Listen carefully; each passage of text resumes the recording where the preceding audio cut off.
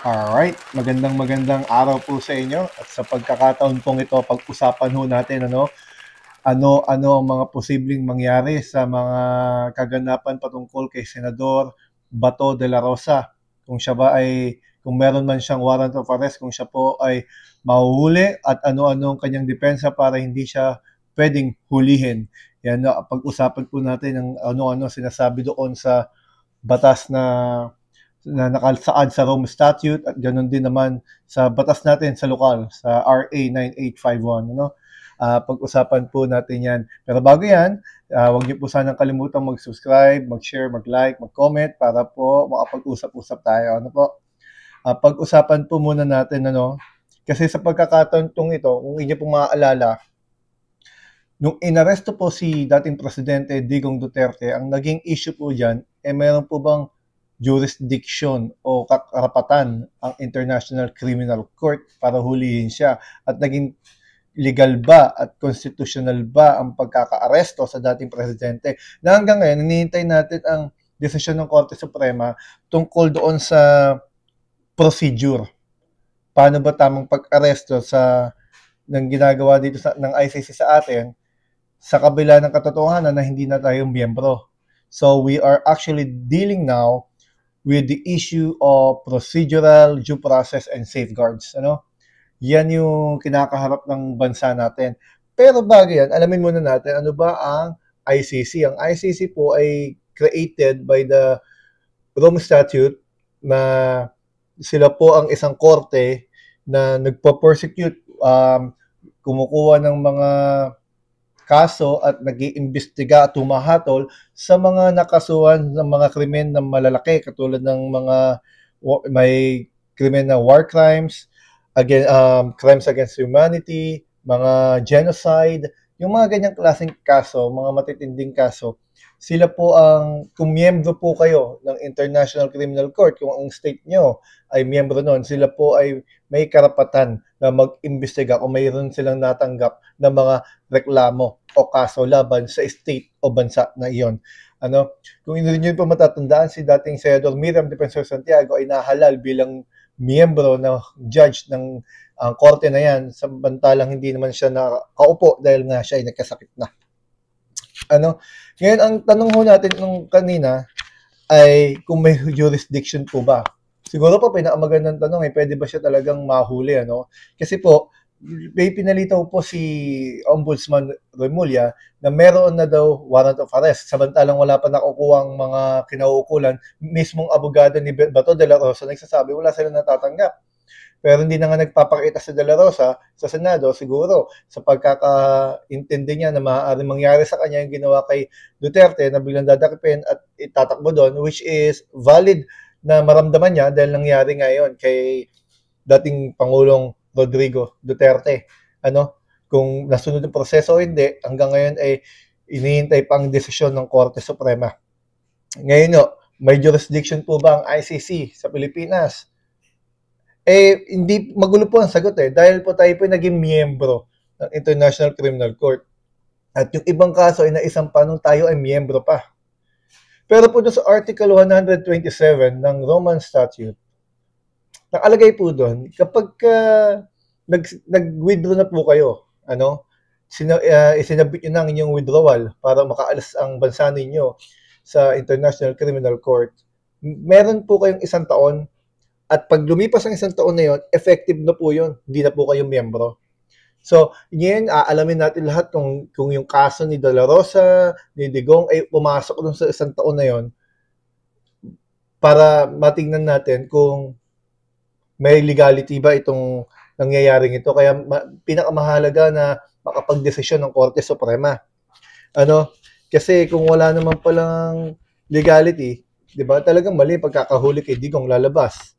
Paano ba siya ma-aresto kung hindi natin gagamitin yung ICC o yung Roman Statute, Kung hindi magagamit, kung hindi pa pwede yun. Meron po kasi tayong naipasang batas noong 2009. Ito po yung Republic Act number 9851. Ito po yung Crimes Against International Humanitarian Law. Ito po yung nagpa-penalize sa mga crimes against international humanitarian law, genocide, and other crimes against humanity. Ito pong batas na ito, ginawa po ito noong 2009, miyembro pa po tayo hindi pa po tayo miyembro ng ICC. Hindi pa po tayo miyembro noon. Naging miyembro po tayo, after na to, naging miyembro po tayo ng ICC at umalis tayo ng ICC, alam ko taong 2017. So saglit lang tayo sa loob ng ICC. So nung ginawa itong batas na ito, hindi pa tayo miyembro. At nakalagay doon, nakalagay sa section 17 ng RA 9851 na pwede natin isurrender. Nakalagay doon ito ang jurisdiction, sa Chapter 7, Section 17.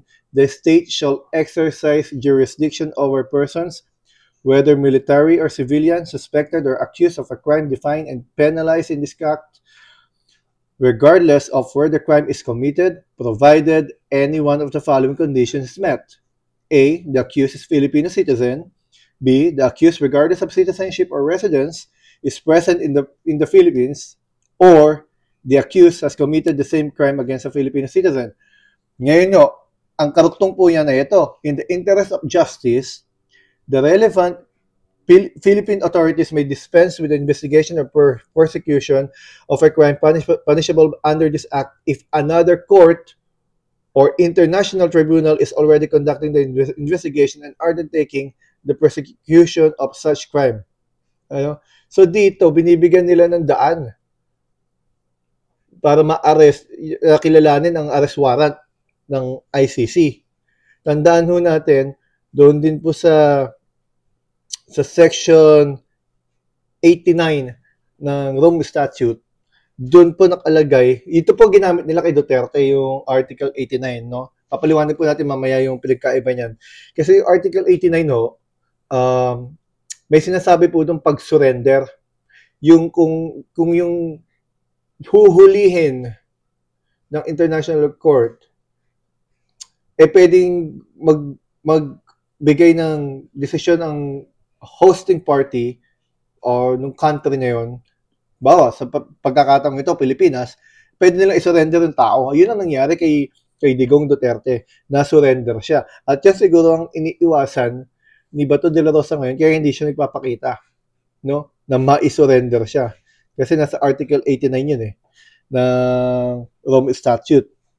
Bakit ba at paano at bakit siya arestuin si Bato de la Rosa? Kasi nga, meron tayong mga batas katulad nitong RA 9851 na nagbibigay daan. Bagamat hindi na tayo miyembro, nagbibigay ng daan para mapakailaman ang proseso ng Pilipinas at maipadala ang mga nasampa ng mga bibigat na kaso sa International Court. Kasi ito nagawa ito, hindi pa tayo miyembro ng ICC. Ano ang depensa at argumento na pwedeng gamitin ni Bato de la Rosa? Ito malamang magagamit nila to dahil kung inyo pong aalalahanin, may petition pa sa Supreme Court at wala pang desisyon ng Supreme Court kung legal ba at constitutional ba ang nangyaring pag-aresto kay Presidente Digong Duterte. Dahil po wala pa po tayong procedure sa tamang pag-aaresto ng tao na may arrest warrant kung hindi na tayo miyembro ng ICC. Kasi malinaw naman doon sa Article 88, dapat meron tayong procedure sa bansa natin. Paano gagawin natin kung sakasakaling huhulihin ang isang tao na sa atin ay nakatira, o kaya Pilipino, Ngayon, nakalagay po sa Article 59 ng custodial state, which is ang Pilipinas, a state party which has received a request for provisional arrest or for arrest and surrender shall immediately take steps to arrest the person in question in accordance with its laws and provisions of Part 9. A person arrested shall be brought. Ito po yung naging problema nila kay Duterte, yung sa Article 59, number 2. A person arrested shall be brought promptly before the competent judicial authority in the custodial state, which shall determine, in accordance with the law of the state, that A, the warrant applies to that person, B, the person has been arrested in accordance with the proper process, and C, the person's rights have been respected. So, anong nangyari po? Na-skip to kay Duterte. Dapat po kasi, Yung inaresto si Duterte, dapat dinala siya, tinakbo siya agad-agad sa competent judicial authority, sa korte, sa korte. Kailan dinala siya agad sa korte ng custodial state ng bansa natin. Tayo ang bansang may aarestuhin eh. At yung korteng yon, kailangan magdesisyon. Ito ang argument ng mga DDS eh. Kailangan ng korte ay magdesisyon. Ano? Tama ba ang gagawing pag-aresto? Yung warrant of arrest ba ay effective? Ano? Nasunod ba ang karapatan? Narespeto ba ang karapatan ng taong inaaresto? Kailangan ito maintindihan muna bago nila maaresto. Pero ang nangyari niya kay Duterte ay tinakbo agad. Ang argumento naman doon ng kabilang panig ay dahil sa isang mabilisan at matinding pangangailangan, dahil si Digong ay hindi naman basta-basta ordinaryong tao. May kakayahan siya. Ano? May mga supporter siya, magkakagulo pa. So, marami pang ginawang mga dahilan. Ano? Ang bottom line, itinakbo siya. No? Lumalabas nga sa Article 89 ang nagamit na nasurrender siya. Ngayon, kung inyo pong iisipin, kung nangyari ito kay Digong, maaari din ito mangyari kay Bato. Kaya siguro hindi siya papakita. Regardless kung DDS ka o maka-BBM ka, ito po ang nakalagay sa batas na kailangan desisyonan pa ng Korte Suprema. Ano? Ang linaw dito sa Article 59. Bagamat hindi natin masasabi kung valid yung naging dahilan ng gobyerno, kaya nila kailangang ipatakbo agad si Duterte sa The Hague, hindi po natin masasagot yung hanggat wala po ang desisyon ng korte. Yan ho ang nangyari kay Digong at yun po ang tingin natin iniiwasan na mangyari ni Bato de la Rosa. So, maaaresto po ba siya? Posible. Dahil meron po tayong RA 9851, gaya na napaliwanag kanina, na naipasa bago pa tayo maging meron ng ICC. Naipasa ito 2009. Ngayon may depensa po ba siya? Marami siyang depensa. Unang-una, wala pang Supreme Court decision yung kay Duterte. Tapos, kine-question nila yung pagkaka-issue ng warrant of arrest, kung legal ba yun o hindi, dahil hindi nga tayo member ng ICC, Article 127. So, may mga depensa si Bato de la Rosa at meron din naman mga panlaban ang gobyerno. Ang magagawa na lamang natin, hintayin natin ang desisyon ng korte. Ang mananaig ba yung Article 9, Republic Act 9851, yung International Humanitarian Law Act of 2009, o itong sinasabi nilang hindi na tayo miyembro ng ICC. Yan po, pakaabangan po natin yan. Hanggang dito po muna. Maraming salamat po. Huwag niyo pong kalimutang mag-like, mag-share, mag-comment, mag-subscribe. Maraming pong salamat sa inyo.